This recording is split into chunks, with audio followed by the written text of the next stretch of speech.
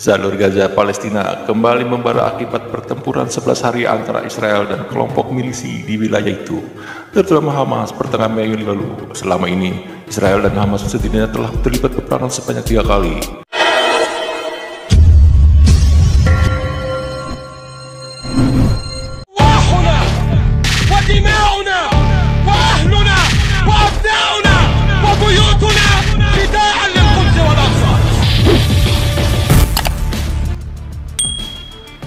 Pertempuran Mei lalu dipicu penutupan akses Masjid Al-Aqsa bagi Muslim Palestina yang ingin beribadah.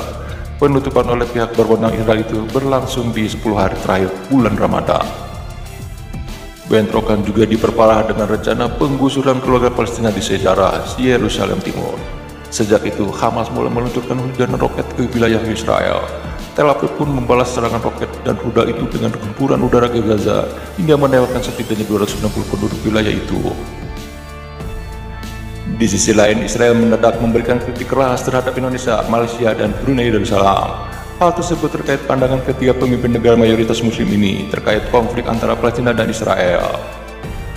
Menurut Sagi Karni, Duta Besar Israel untuk Singapura, Jokowi, Mahathir Muhammad, dan Hasan Al-Bolkiah tidak jujur alias berbohong dalam menanggapi insiden serangan yang terjadi di jalur Gaza, tepi barat, dan Yerusalem.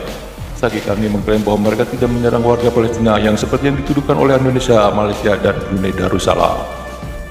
Akan tetapi mereka memerangi kelompok Hamas yang menurut Israel merupakan kelompok teroris.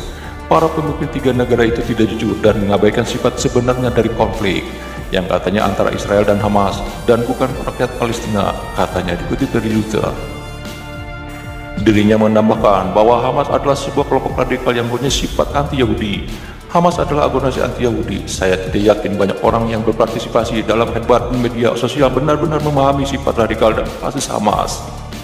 Lebih lanjut, Sagi Karni mengungkapkan, dan saya pikir penting untuk menjelaskan sedikit soal Hamas. Sebab dari apa yang saya baca melalui media Indonesia, beberapa fakta dasar tidak terjelaskan atau mungkin para pembaca Indonesia tidak menyadarinya.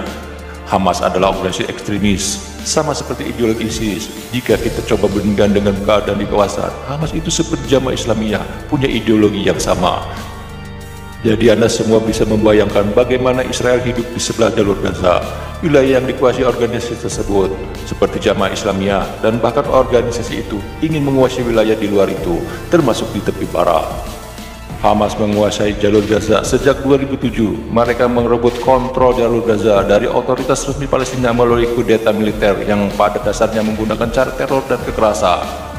Jadi, Israel hidup di sebelah wilayah yang dikuasai organisasi yang tidak mengakui hak Israel untuk hidup dan berada. Jadi, bagaimana kami bisa berdialog dengan orang-orang seperti itu? Bagaimana kita bisa meraih kesepakatan dengan kondisi seperti itu, ucapnya.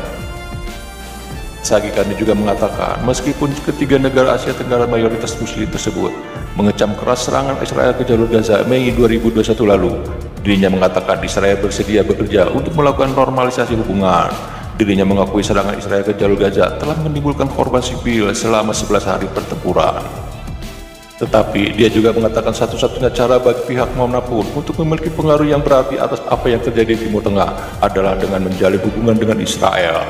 Kami bersedia berbicara, kami bersedia bertemu, dan pintu terbuka sejauh yang kami ketahui. Saya tidak berpikir begitu sulit untuk menemukan kami, katanya. Seperti diketahui, Indonesia, Malaysia, dan Brunei Darussalam telah mengecam keras serangan udara Israel ke jalur Gaza yang telah membunuh 250 warga Palestina dan 13 orang Israel. Indonesia, Malaysia, dan Brunei Darussalam telah mendesak PBB untuk turun tangan demi menghentikan kekejaman yang dilakukan terhadap rakyat Palestina oleh Israel. Ketiga negara ini tidak memiliki hubungan formal dengan Israel dan telah berulang kali menyerukan untuk diakhiri pendudukan Israel atas wilayah Palestina sebagai solusi dua negara berdasarkan perbatasan. Sebelum Perang Timur Tengah 1967 di Asia Tenggara, Israel hanya memiliki kedutaan besar di Vietnam, Thailand, Filipina, dan Myanmar.